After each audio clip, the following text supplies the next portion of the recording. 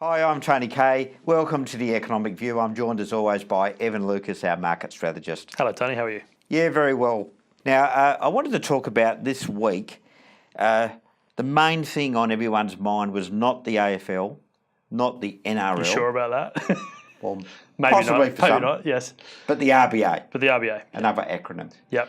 Now, yesterday the RBA kept rates on hold again for another month. It's almost a record. And the way we're going, and I know what to talk about it, the way we're going, it could break the record. So the longest period that I've seen going back all of the years of the RBA's, 94 to 95, there were 17 months of no movement in either direction.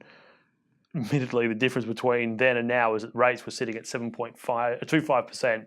Think about that in terms of now. So we're up to 13, going on 14. And what we saw, I think you could probably almost pencil in. I'm not going to absolutely say with certainty, but I think you could pencil in that it will be broken. It's a question of whether or not you get a two handle inside of it. Could we actually see 20, possibly even 24 months with no movement from the RBA in terms of the cash rate? And what's your view on that? I think it will. I've been pretty prominent on this, saying that that's the case. I think yesterday, what was missing out of yesterday's statement, and that's why I've deliberately got it in front of me, the hawkishness is gone. It is neutral as neutral could be. And what I mean by that is that if you look through it, the positives are almost perfectly counterweighted by the possible negatives around it. Philip Lowe has gone to pains to really paint the idea that, look, this was a news line, the Australian economy has expanded by 0.8% in the June quarter. This outcome and other recent data is consistent with the bank's expectations that growth of the Australian economy will gradually pick up in the coming year. Tick. That's what they've been saying. They believe it's going to get to 3% by December 2018. That's there. But they've also been showing signs that basically Labor is moving in the right direction, which is also real positive, but they only believe that the unemployment rate will gradually, if at all, decline from its current rate, which is 5.6%. They also very clearly point out wage growth remains incredibly low. This hasn't changed. And this is likely to continue for a while yet. Strong conditions in the labour market should see a lift in wages over time, but inflation also remains low and is expected to pick up only gradually as the economy strengthens. So that is the perfect counterweight to what they're talking about, because in the end, their number one mandate, and they do say this, is inflation. The buzzwords that have been coming out is financial stability in terms of making sure that they don't overheat the economy with record low interest rates like we currently have. But this clearly shows that everything's sort of even. They added a line, Australia's terms of trade are expected to decline in the period ahead, but remains relatively at high levels. So again, there's pros and cons in what they're saying. It's incredibly neutral in terms of the outlook statement. It also means that all this sort of general talk around following our global peers, central banks around the world. We know that our nearest one, RBNZ, has raised rates a couple of times in the last 18 months. The Fed's done it 3 times in the last 18 months and looks like doing it 3 times in the coming 18 months. The BOE is gearing up. The ECB is gearing up. BOJ is the only other one that I can see that probably isn't going to move rates at all. So it's all very much domestic and it is very neutral. So that, from my perspective, was actually the first time I've seen the bank stand up, put their hand up and say, we are different. We are judging our current conditions the way that we see them. And there are positives and negatives that mean for the moment we can't be using a blanket lever, which is interest rate movements, either up or down, to be affecting our economy, because it could either stifle growth, it could impact on confidence, it could, if they cut rates, it could overheat the market in terms of what they're doing. So that's what yesterday, and why it was actually quite a strong statement, from my point of view anyway, around where the bank sees the economy over the next 12 months. Yeah, I mean, it's a good thing really that the Reserve Bank is saying, we're our own economy, we've got our own dynamics in our own economy. We don't need to really, within reason anyway, be dictated to by what happens, in the US, in Europe. Our rates are already relatively high compared to theirs anyway. So, what are the reasons why I would need to put them up now? Exactly, and they allude to the Fed. And I think that also needs to be put in there. it's the first time they did it 2 statements ago, but they've left it in there, and they're now changed it slightly to basically straight say that they indicate that there will be a progressive balance sheet normalisation in October, and that they expect to increase rates further. That, I think, also gets back down to their new paragraph that they've put in there around household indebtedness. We've spoken about it many times on this program around we in Australia just don't have the capital, the total capital required for the lending that we use. And that's why, you always hear talk around the wholesale market and what the private banks do around the wholesale market. And the Fed is a big part of that. A lot of our additional borrowing that we need to pick up to fulfill our lending requirements comes from overseas, and it comes from the US. So if our banks need to roll over short-term debt or debt that's coming to maturity, they're going to be hit with increased rates because the Fed is going to have increased rates, and the debt market in the US will therefore filter through to that. That therefore means that the money they borrow to fulfill their lending requirements for their books here in Australia, you and I will feel that as mortgage holders or corporates that are borrowing for whatever they're doing. They will find that coming through, and we've seen that already when with the 3 rate hikes that we saw over the last 18 months. The out of cycle rate rises. There was, what the hell's going on? The RBA hasn't moved rates. Why are the private banks moving rates? It's because of this. It's because they're having to go overseas and get more money to actually filter it through. So they allude very clearly, although they only talk from the consumer side, they do very much allude to the fact that, look, they pat themselves on the back with the APRA macroprudential rules. Yep, fair enough.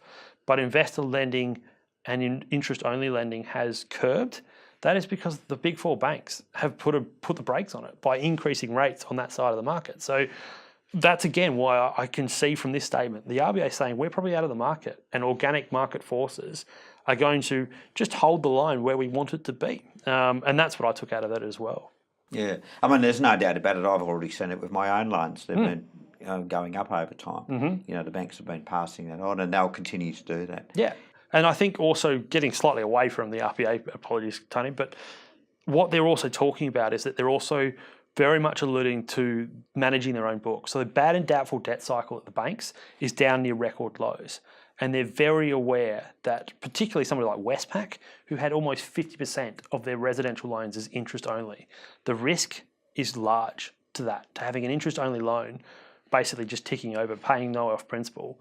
They had to do something to also therefore mitigate the risk of the housing market getting quite strong, and the possibilities of frothiness coming in there was also a reason why most of the banks then offered better rates to P&I loans. So principal and interest loans actually have seen a decrease over the last sort of 12 to 18 months, but interest-only loans and investor loans have increased. So yes, you and I have felt the difference, and I'm sure our viewers have as well, but you can see why, and the pressures outside of what we normally talk about are another reason why banks are doing what they're doing. Yeah. And as you say, that's going to flow through to everybody because, higher interest rates on the retail level mean that more pressure on households. Exactly. And that's a tightening, isn't it? So more pressure on households just tightens that ever so slightly. It's been interesting, the other stuff that's come out, not stuff we normally concentrate on, and the AIG PMI data isn't normally seen as a huge driver, but manufacturing now for almost a year has been in expansion and quite solid expansion territory. 54 on Monday. The services numbers came out today, Wednesday, and they too are in expansion. Again, if you started to see tightening in the household numbers and therefore also tightening in corporate lending as well, you can see those PMIs shutting down and going back into contraction. We've seen that the CapEx numbers, future intention CapEx numbers, have been growing, and that's on the back that things are looking more positive. People are actually willing to borrow more money for the future expectation. That too could also see pressure. So it is something that needs to be very much talked about and be aware in terms of what could happen, in 2018 with the Fed moving, what it means for us as Australians, but also why the talk around the RBA raising rates needs to be explained for what it is. It's a blanket tool. It's not like, look, we're seeing the commodity market overheating or the housing market overheating. Let's just target that. It's not what it does. It's a blanket spread. And that's why the RBA is very aware that moving rates affects everything and why they are hesitant to do it in either direction. Next month, of course, will be the same day as the Melbourne Cup. Mm-hmm. And is that the safest bet on the market that the Reserve Bank won't touch rates again? Or, I don't know, backing the Melbourne Cup when it always tends to be a little bit better than that. But Melbourne Cup Day is actually one of the months that has a higher expectation of movements than any other month. If you actually go back over the last 20 years, I think it's 7, maybe 8 November months they've actually moved. So that's why Melbourne Cup, Tuesday is always exciting for twofold. Us down here in Melbourne loving the fact that we get to go and have a punt, but also because the RBA has had a habit in the past of moving rates. I would say very clearly that judging by what they released yesterday, something extraordinary would have had to have happened in the next 30 days to move them. So I would say no rate movement. But again, they've had a history that November could be a month to move. My money's on no move. Yeah, my money would be there too. But again, we saw the Canadians confuse the market by moving rates 2 months ago, completely out of expectations. There are 2 investment banks that have the possibility of a rate rise on Melbourne Cup Day. Goldman Sachs and Deutsche Bank still believe there's a possibility of a 25 basis rate hike on that day. They are completely against the norm, but yes, we'll see what happens. We'll see. Oh, thanks very much, Evan. Thanks for joining us again. Thanks, Tony. Join us next time on The Economic View. International equities. A study by the Australian Stock Exchange shows 75% of Australian investors only hold ASX-listed stocks. The Australian market makes up a small portion of the global economy, and without international exposure, you miss out on dynamic economies like the US and Asia, which can diversify your portfolio and boost returns. Investing in the InvestSMART International Equities portfolio gives you instant diversification across the globe through a hand-picked selection of exchange-traded funds. Diversify your portfolio and gain exposure to the globe's most successful companies. For more information, visit investsmart.com.au.